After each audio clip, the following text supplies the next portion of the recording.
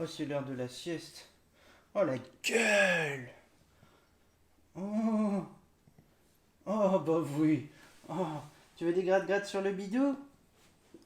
Ah, ouais, je le savais. Oh là, la famille sécu. Aujourd'hui, on se retrouve pour une vidéo de merde. Mais quand je te dis vidéo de merde, c'est pas la vidéo en elle-même quand j'ai la flemme. Non, je te parle du sujet. On se retrouve aujourd'hui pour un sujet de merde. Est-ce qu'un chien qui n'a pas forcément un excellent, parfait rappel doit-il toujours être en laisse? Et j'irai plus loin parce que il y a des extrémistes dans les rangs. Est-ce qu'un canidé ne doit pas toujours être en laisse?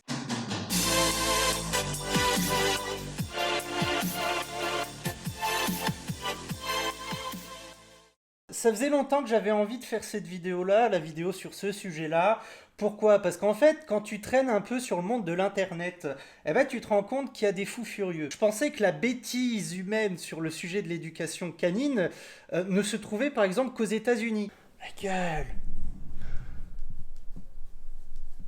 Bon, on va revenir dans la position un petit peu plus normale, puisque le sujet reste quand même important. Je sais que la bêtise touche à tous les sujets. L'éducation canine n'est pas exempte de gros cons. Voilà. Bon, je pensais qu'en fait la France était, bon, sauf quelques exceptions bien sûr, un peu épargnée. Mais en fait non. Quand tu crées du contenu sur TikTok, c'est là que tu te rends compte d'à quel point, même en France, il y a des gros neuneux. D'un côté c'est rigolo, de l'autre, bon, quand il pense un petit peu autour d'un jus de goyave, c'est un peu déprimant, mais bon, bref. Et le sujet de la laisse, mon pauvre ami, le sujet de la laisse. Oh là là là là là là là là. Tu te souviens, j'avais fait une vidéo sur le sujet de la laisse déjà, où j'étais tombé sur une youtubeuse qui disait qu'un chien ça doit jamais être en laisse et que si vous le faites, bah vous êtes des mauvais maîtres. Et ben le sujet là, ce que je peux raconter dans ma précédente vidéo, si tu l'as pas vu, le i tu connais, là je sais toujours pas quel sens, je suis un peu une merde mais c'est pas grave. Et ben en fait c'était un des deux extrêmes. En fait si on prend déjà le premier sujet qui amène des extrêmes, c'est le sujet de base, est-ce qu'un chien ou un chiot, peu importe,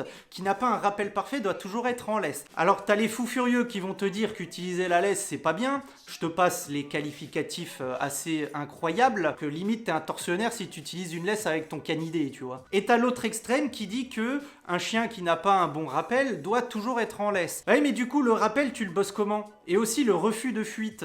J'ai pensé à ça aussi. Comment appeler cet instinct de cette fuite, cette poursuite? J'ai décidé d'utiliser le refus de fuite. Comment qu'on fait, mon cher Jean-Jacques, pour bosser le refus de fuite, le rappel, si tu ne peux pas détacher ta bête? Alors là, il va te dire, ah bah tu fais ça tout seul dans ton jardin. C'est sûr que dans ton jardin, il y a les mêmes stimuli qu'en balade. Hein. Il y a autant de gens qui se baladent dans ton jardin au calme, il y a d'autres chiens, il y a des crottes et tout, il y a des gens qui chient comme ils chient en forêt dans ton propre jardin. C'est d'ailleurs pour ça que c'est vachement intéressant d'enfermer son chien dans son jardin, puisque les stimuli sont exactement les mêmes qu'en balade, et que la balade ne sert à rien. En fait, ça me faisait pas de mal de pas faire de vidéo le mardi. Ça me détendait un peu, tu vois. Donc voilà, t'as les deux extrêmes, t'as les deux postulats qui disent, d'un côté, t'es un connard si tu mets une laisse à ton chien, de l'autre côté, t'es un connard si tu mets pas de laisse à ton chien. Parce qu'il n'a pas de bon rappel. Mais justement, tu peux aller encore plus loin, parce qu'il y a des gens fous furieux, encore plus fous furieux, qui vont te dire que tout canidé, tout chien, doit être constamment attaché, en laisse. Voilà. Donc oui, il y a des gens qui estiment, parce que bah, ils n'aiment pas ça, parce qu'ils n'aiment pas les chiens, qu'un chien, étant un être inférieur à l'être humain, doit se complaire parfaitement à nos codes, à nos règles, mais encore plus que nos règles, à son propre avis personnel. Genre son avis perso prend le pas sur les autres, sur celui des autres. Et ça, c'est un peu le problème de ces nouvelles générations, c'est que les jeunes enfants rois à qui on n'apprend pas la frustration, contrairement à nos chiens, sauf pour les gens complètement tarés qui estiment qu'il ne faut pas apprendre la frustration, les autocontrôles. Oh mon Dieu, tu tortures ton chien. Ta gueule, putain, mais ta gueule.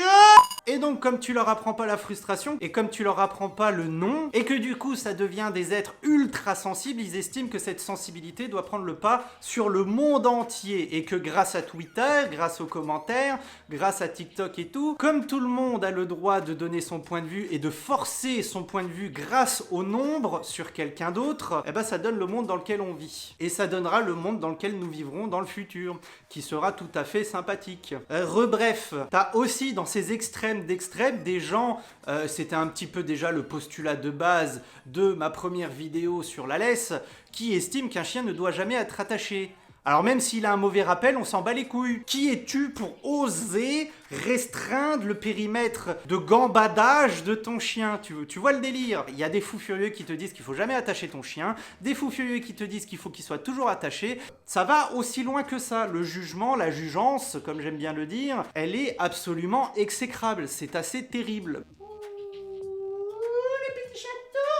Et c'est complètement antinomique et c'est complètement le monde dans lequel on vit. Mes vidéos débat où je t'apprends pas grand chose non plus en termes pratiques, en termes de connaissances, etc.